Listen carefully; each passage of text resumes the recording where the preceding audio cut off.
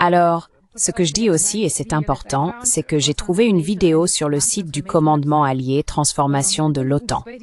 Et cette vidéo est vraiment étrange, elle dure 1 minute et ils y parlent de, d'accord, à quoi ressemblera la guerre du futur? Ce qui est important, c'est qu'à la fin de la vidéo, ils disent « Le moment, c'est maintenant. Le temps presse. Aujourd'hui commence demain. Nous devons agir maintenant. Êtes-vous prêts à choisir un camp ?» Et je dois dire, cette vidéo est complètement folle. Je vais soit mettre le lien dans la description pour que les gens puissent la regarder, soit peut-être même l'intégrer ici et la montrer à tout le monde. Mais c'est insensé. C'est une vidéo délirante, avec des scènes d'IA montrant toutes sortes de menaces, et le message, c'est qu'il faut dominer, qu'il faut s'imposer, sinon on sera dominé, et que la menace est partout. Et c'est une vidéo officielle de l'OTAN. Elle est sur leur chaîne YouTube. C'est ce que l'OTAN publie en disant « Oh non, c'est bien pour nous, c'est comme ça qu'on se présente ». Ces gens sont fous. Franchement, on regarde ça et on croirait que c'est fait par un gamin qui joue aux jeux vidéo. C'est l'OTAN.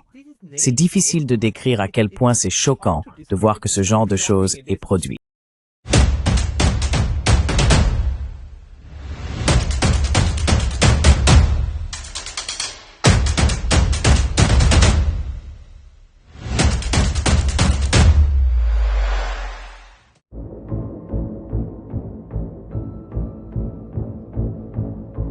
Nous avons une assez bonne idée de ce à quoi ressemble l'avenir de la guerre.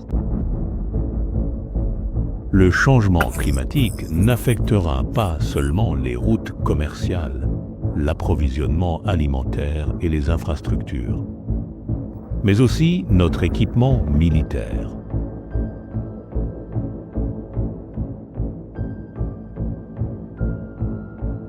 Plus encore que par le passé, la technologie apportera des avantages décisifs. De l'IA aux systèmes de surveillance, des drones aux missiles hypersoniques. Et pourtant, la guerre restera une entreprise essentiellement humaine.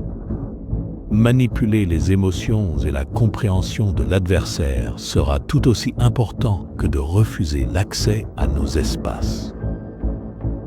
L'esprit humain sera un espace de bataille à part entière. Nous devrons être prêts à nous battre dans les villes, dans l'espace, dans le domaine cyber, dans l'Arctique et en haute mer. Nous devons réapprendre le langage de la dissuasion. Nous attendons les contours de cet avenir à partir de 2030. Nous sommes dans une course contre la montre. Il n'y a qu'un seul hic. Prédire l'avenir de la guerre est une entreprise imparfaite par définition. Nous avons tendance à surestimer la technologie et à sous-estimer la capacité de notre adversaire à s'y adapter. Nous avons tendance à oublier que tout ce qui concerne la guerre n'est pas nouveau. Beaucoup seront en fait vieux. Nous comprenons les tendances, mais pas le calendrier. Et nos adversaires ont aussi une vision de l'avenir de la guerre qui suggère des lacunes dangereuses de notre côté. Pour certains, la guerre dans Elanthropasphère n'est pas interdite, y compris les psychopharmaceutiques, les attaques contre l'écosystème et les bactéries militarisées.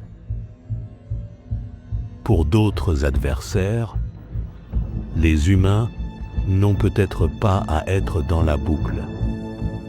Des essaims de drones coordonnés par des vaisseaux mers robots peuvent sembler de la science-fiction, mais toute bonne prévoyance technologique le fait. Et tandis que toutes les parties concernées, l'OTAN et ses adversaires, visent des guerres courtes, la réalité a souvent le dernier mot.